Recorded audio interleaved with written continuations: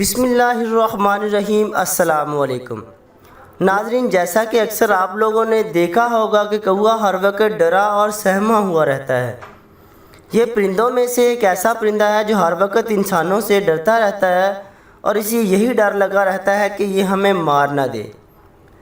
لیکن کیا کبھی ہم نے اس بات پہ غور کیا کہ یہ کیوں ڈرا ہوا اور سہما ہوا رہتا ہے، اور آخر اس کی بڑی وجہ کیا ہے؟ دوستو، اس ویڈیو میں ہم آپ کو کوے کے ہمیشہ ڈرے رہنے کی وجہ بتائیں گے اور اس کے ساتھ ایسا کیوں ہوتا ہے۔ چلیے اس سے پہلے آپ ہمارے چینل اعجاز پردیسی ٹی وی کو سبسکرائب کر دیں اور ساتھ بیل آئیکن کو بھی پریس کر دیں تاکہ ایسی ہی اسلامک اور انفارمیٹنگ ویڈیو آپ کو مل سکے، تاکہ آپ کے نالج میں اضافہ ہو سکے۔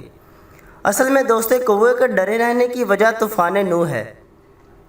حضرت نوح علیہ السلام کی کشتی طوفان میں 6 ماہ تک چکر لگاتی رہی، یہاں تک کہ خانہ کعبہ کے پاس جا پہنچی اور خانہ کعبہ کے 7 چکر لگائے، طواف کیا اور جودی پہاڑی پر اللہ تعالیٰ کے حکم سے جا کھڑی ہوئی۔ عراق کے ایک شہر جزیرہ میں واقع ہے۔ دوستو، حضرت نوح علیہ السلام نے روح زمین کی خبر لانے کے لیے کسی کو بھیجنے کا ارادہ کیا تو سب سے پہلے مرغی نے ارادہ پیش کیا کہ میں روح زمین کی خبر لاؤں گی، کیونکہ دوستو حضرت نوح علیہ السلام نے اللہ کے حکم سے وہاں موجود تمام انسانوں اور جانوروں کو اپنے ساتھ کشتی میں لے لیا تھا اور ساتھ میں سے بہت سی غذا بھی جمع کر لی تھی، تاکہ جب تک طوفان نوح چلتا رہے کوئی بھی پرندہ، جانور، انسان بھوک سے نہ مر سکے۔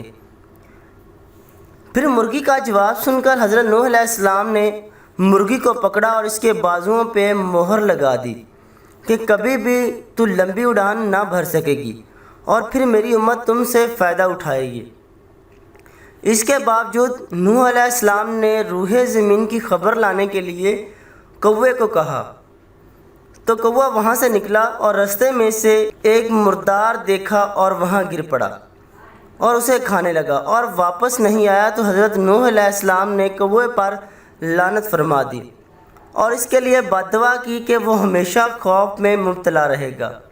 حضرت نوح علیہ السلام کی دعا قبول ہوئی اور تب سے کوا ہمیشہ ڈرا ہوا اور سہما ہوا ہی رہتا ہے اور خوف میں مبتلا رہتا ہے۔ دوستو، یہ کوا عام طور پر عام علاقوں میں تو کالے رنگ کا نظر آتا ہے اور ہم نے بھی تو کئی دفعہ کالے رنگ کا ہی دیکھا ہوگا۔